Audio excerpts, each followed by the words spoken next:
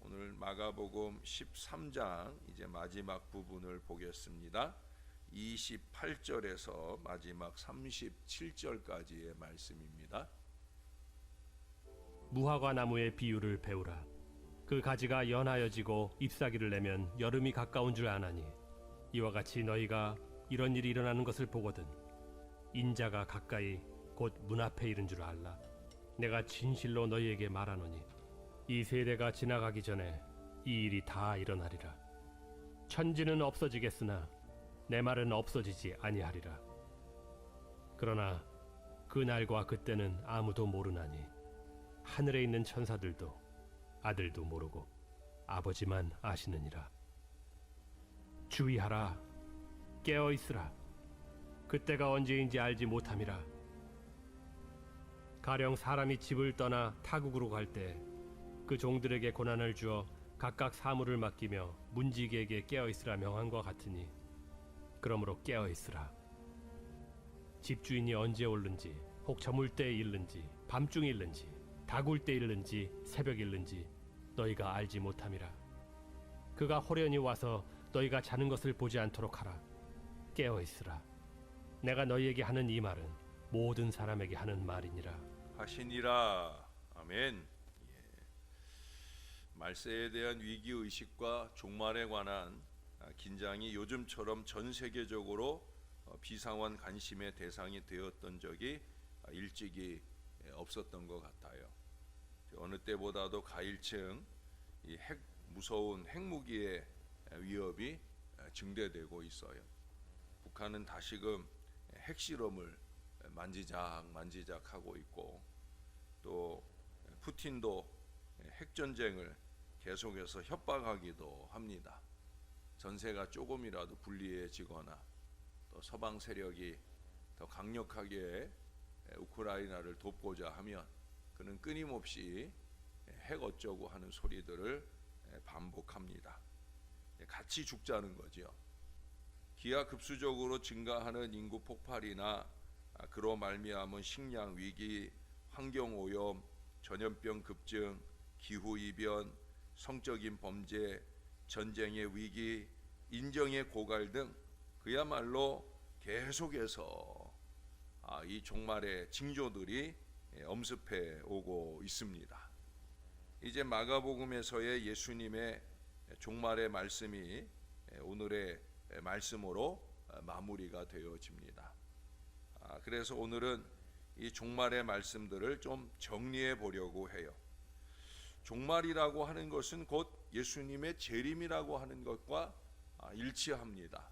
왜냐하면 예수님이 다시 오실 때, 그때 이제 세상의 마지막이 오게 되어지기 때문입니다. 그러므로 초림과 비교해서 이 재림에 관한 이 말씀을 오늘 상고해 보려고 합니다. 성경에는 이 예수님 재림 또는 종말에 대한 말씀이 무려 1513회나 기록이 되어 있고요. 신약 성경에서는 27권의 책 가운데 무려 23권에 걸쳐서 318번 기록이 되어 있어요. 예수님의 초림보다도 예수님의 재림에 대한 말씀이 무려 8배나 더 많이 언급이 되어 있습니다. 그와 같은 것을 보면 이 재림이라고 하는 것은 반드시 이루어진다는 거예요. 이미 창세 때부터 작정되었고, 또 예수님께서 우리가 최근에 보는 것처럼 계속해서 말씀하셨고, 또 사도행전 1장에 보면 예수님 승천하실 때 천사들이 예수님 다시 오실 것을 증거하는 말씀도 있고요. 구약 성경에서는 많은 선지자들이 예언을 하였고요. 신약 성경에서는 사도들이 끊임없이 주님 다시 오심에 관한 말씀을 전파하고 있습니다. 그러므로 이 무수하게 많이 확증되어져 있는 이 말씀의 근거에서 우리 예수님은 곧 다시 오셔요. 예수님 다시 오셔요. 여러분 잊지 마시고 정신을 바짝 차려야 되는 거예요. 왜 예수님이 다시 오셔야 합니까? 그것은 우리 성도들을 천국으로 영접하시기 위함입니다. 정한 대로 우리들에게 상을 주시기 위함입니다. 산자와 죽은 자를 심판하고 구분하기 위해서 오셔요. 마귀를 무적행으로 보내려고 어린 양 예수님이 다시 오신다는 거예요. 그러므로 초림주와 재림주는 확연히 다르게 오셔요.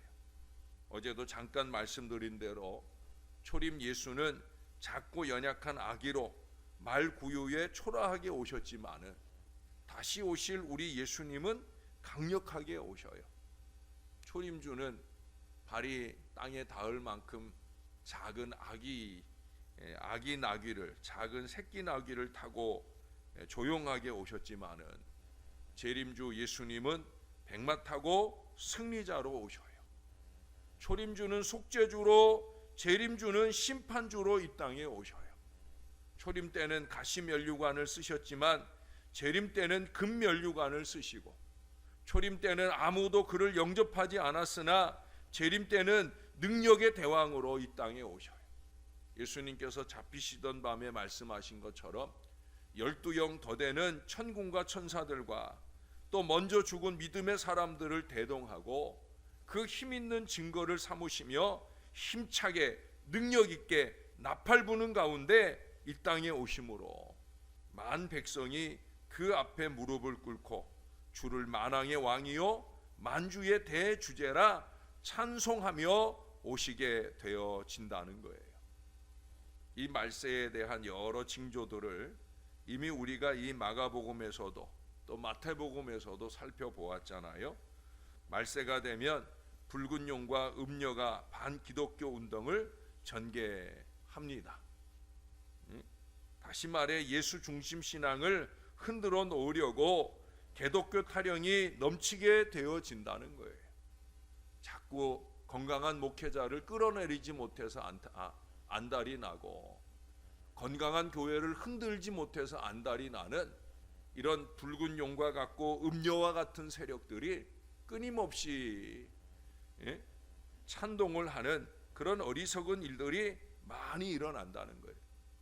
그보다 더 큰 문제는 뭐냐면 신앙하는 우리 스스로가 예수님의 영광을 땅에 떨어지게 하기도 한다는 거예요. 여러분 정신을 바짝 차려야 됩니다. 예배하는 순간에는 뭐 말할 것도 없고 우리의 삶을 살아가는 모든 순간 동안에 우리가 예수 사람으로 정신을 바짝 차리고 살아야 된다는 거예요. 왜? 처처에 적그리스도와 거짓 선지자들이 많이 일어나 기회만 있으면 택하신 자들을 미혹하려 하기 때문이에요. 여러분 이 미혹을 절대 유의해야 합니다. 그저 뭐 세상에서 이단이 미혹하는 것만 아니에요.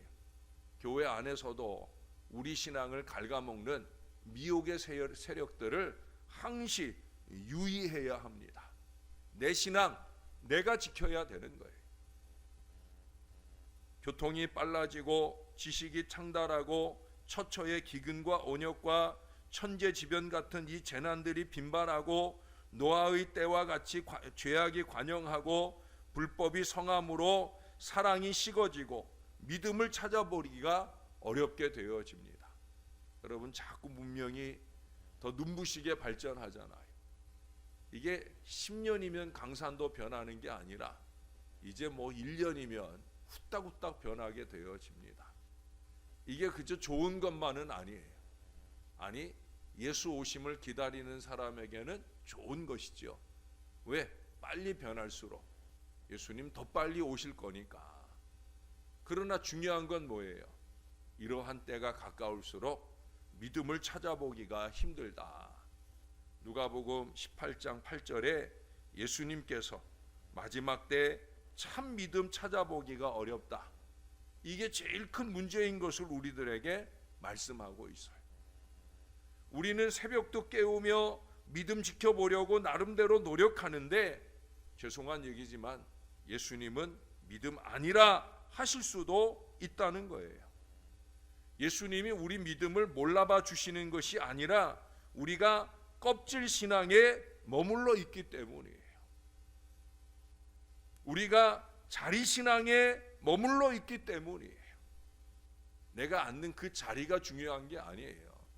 그것이 정말 예배하는 자리거나 아니면 목사든지 직분이든지 그 자리이거나, 여러분 그 자리가 중요한 게 아니거든요. 우리 예수님께서 보실 때 우리가 앉아 있는 그 자리에 어울리는 믿음을 지켜야 되죠. 목회자들은 목회자다운 믿음을 지켜야 되고, 중직자들은 중직자다운 믿음을 지켜야 되는데, 어디 믿음 찾아보실만 하셔요? 목사들이, 목회자들이 목회자다운 믿음을 찾아보실만 하십니까? 중직자들이, 요즘 교회 중직자들이 중직자다운 믿음 찾아보실만 해요? 죄송한 얘기지만 지금 이 자리에도 장로님들 한 분도 안 계셔요. 믿음을 찾아볼만 하냐는 거예요. 그래서 예수님 그 말씀하신 거예요. 마지막 때 내가 믿음을 보겠다. 여러분 주님 곧 오신다면 우리가 이 모양의 믿음으로 산다고 우리가 믿음에 있다 말하기 쉽지 않은 거예요. 믿음의 문제가 제일 큰 문제예요. 재림의 시기를 오늘 본문은 특별히 말씀을 합니다. 오늘 말씀에 강조하는 바는 뭐예요? 그날과 그때는 아무도 모른다는 거예요. 천사도 모르고 심지어 아들도 모르고 다만 아버지만 아신다는 거예요. 생각지 않을 때 알지 못한 시간, 어느 날 갑자기 그렇게 오신다는 거예요. 지금 이 순간일 수도 있는 거예요. 심히 가깝고 빠르며 밤 시간에 졸며 잘 때 도적같이 호련히 오신다고 오늘도 말씀하잖아요. 그러므로 말세를 말씀하실 때 제일 많이 하시는 말씀이 뭐예요? 깨어 있으라 하는 얘기예요. 깨어 있으라. 여러분 오늘 본문 이 짧은 구절 안에도 4번이나 얘기를 하잖아요. 4번. 이 33절에 주의하라 깨어 있으라, 34절에도 마지막에 깨어 있으라, 35절에도 깨어 있으라, 37절에도 깨어 있으라. 여러분 제일 중요한 거예요. 새벽에 깨어남, 말씀 앞에 깨어남, 정말 중요한 거예요. 정신 바짝 차리고 깨어 있어야 합니다. 여러분 잠깐 조는 사이에도 얼마나 중요한 말씀을 많이 놓치고 삽니까? 무엇보다 우리 예수님 다시 오시는 그 순간에 깨어 있어야 되는 거예요. 졸며 자며 주님을 만나지 않도록 우리는 더 신령하게, 더 아름답게 깨어 있어야 되는 거예요. 또 각인의 눈이 동시에 그를 보는 가운데 번개가 번쩍 동편에서 서편으로 번쩍인 같이 갑자기 오신다 말씀해요. 순식간에 오셔요. 여러분 잊지 말아야 됩니다. 계속해서 하시는 말씀이 뭐냐? 내가 금방 온다, 순식간에 온다, 갑자기 온다는 거예요. 그러면 우리는 뭐 해야 되겠습니까? 재림을 잘 준비해야 되죠. 어떻게 준비해요? 제일 중요한 것은 조금 전에도 말씀드렸지만 믿음을 간직해야 돼요. 믿음은 종달새 앞에서 종달새 소리를 듣는 것이라고 에머스는 말했습니다. 이 말이 무슨 말일까요?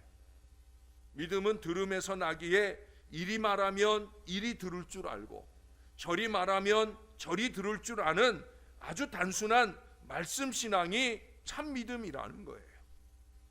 무식한 주제에 토를 달아가며 얼마 남아있지도 않은 믿음을 스스로 까먹지 말고 그냥 말씀 들으면 아멘 하고 믿음으로 받고 영부림치며 그 말씀을 살아내기 위한 간절한 노력이 저와 여러분 가운데 있어야 된다는 거예요.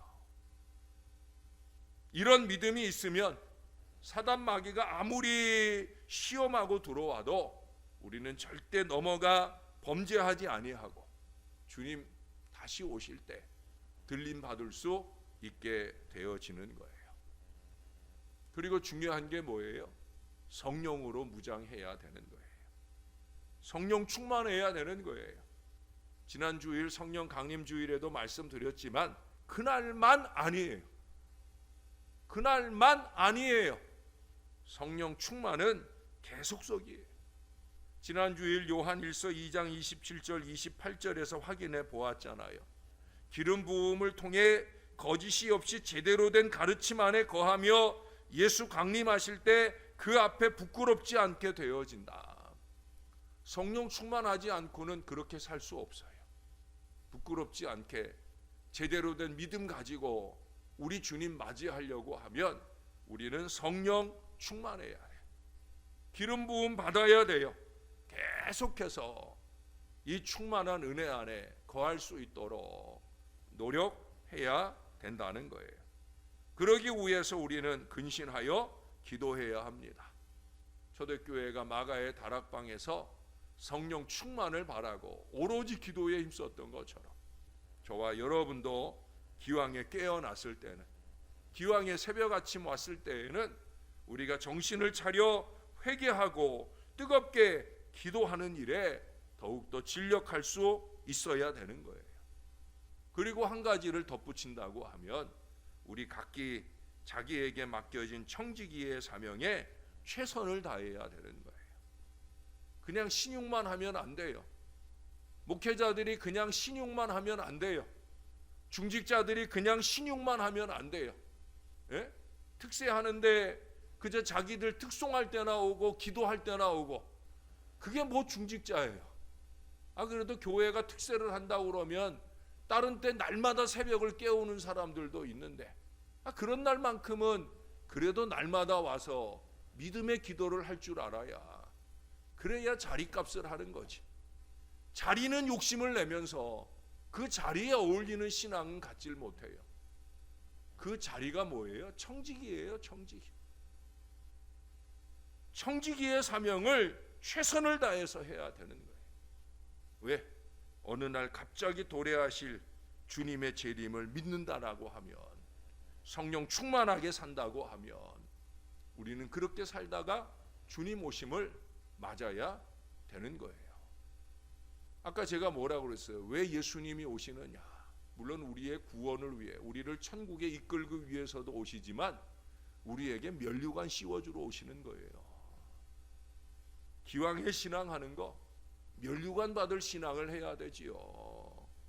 주님 오시면 그 얼굴 뵙기가 부끄러워가지고 이리 숨고 저리 숨어가지고야 우리가 어떻게 재림 신앙자라 할 수 있겠습니까? 여러분, 청지기 사명을 잘 해야 됩니다. 다시 말씀드립니다. 우리 예수님 곧 오셔요. 날마다 때마다 갑자기 임하실 우리 예수님 앞에 담대히 나설 수 있도록, 영광스럽게 들림받도록 그렇게 잘 준비하며 아름답게 신령하게 살아내는 저와 여러분들의 귀한 신앙들이 될 수 있기를 우리 가운데 다시 오실 우리의 구주 예수님의 이름으로 간절히 축원합니다. 기도하겠습니다.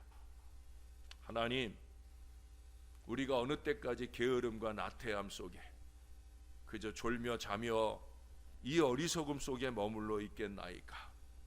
우리 주님은 곧 오신다 하는데, 주님이 곧 오실 때 믿음을 보시겠다 하는데, 주님께 보여드릴 믿음이 겨자씨도 없고 먼지만큼도 없는 이 게으름과 나태함 속에 사는 저희들, 도대체 주님 오실 때 어찌하려고 우리가 이 모양으로 사는지, 자리에 욕심은 낼 줄 알면서 그 자리에 어울리는 거룩하고 신령한 믿음의 삶을 살아내지 못하는 이 아쉬운 세대를 바라보면서 가슴이 터질 듯합니다.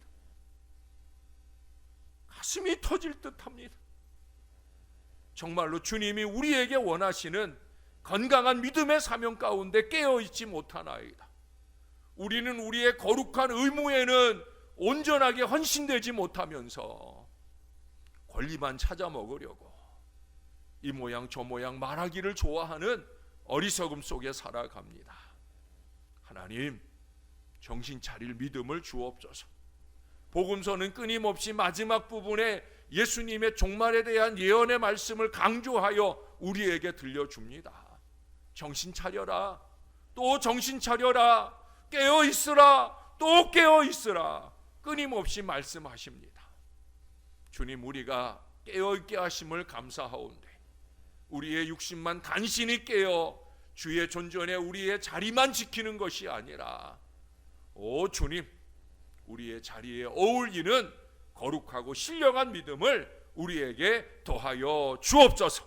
이리 말씀하시면 이리 받고 저리 말씀하시면 저리 받으며 그 말씀을 아멘으로만 받을 뿐 아니라 그 말씀을 삶으로 살아내는 영부림치는 신앙의 역사가 우리 가운데 아름답게 나타나게 도와 주옵소서. 말씀은 끊임없이 우리의 심령을 감동하시는데 감동받은 말씀과 무관하게 사는 그런 목회자들도 없게 하시고 그런 성도들도 있지 않도록 하나님 우리를 붙들어 주옵소서. 우리가 깨어 있을 때 주님이 오시면 좋겠습니다. 우리의 육신만 아니라 우리의 영이 깨어 있을 때 오 주님, 우리를 위하여 속히 오시옵소서. 우리의 아름다운 헌신이 한 땀 한 땀 수를 놓을 때 주님 그렇게 오셔서 우리가 수놓은 헌신 위에 영광을 얻으시옵소서. 부족한 저희들 위에도 주님이 주실 면류관이 작은아마 아름답게 씌워지게 하시고 그 면류관 벗어 한 번 더 주님께 올려드리며 영광 드리는 이 믿음의 순전을 놓치지 않도록 오 주님, 우리를 붙들어 주시옵소서. 오늘도 주님을 사랑합니다. 주님께 감사합니다. 예수님의 이름으로 기도합니다. 아멘.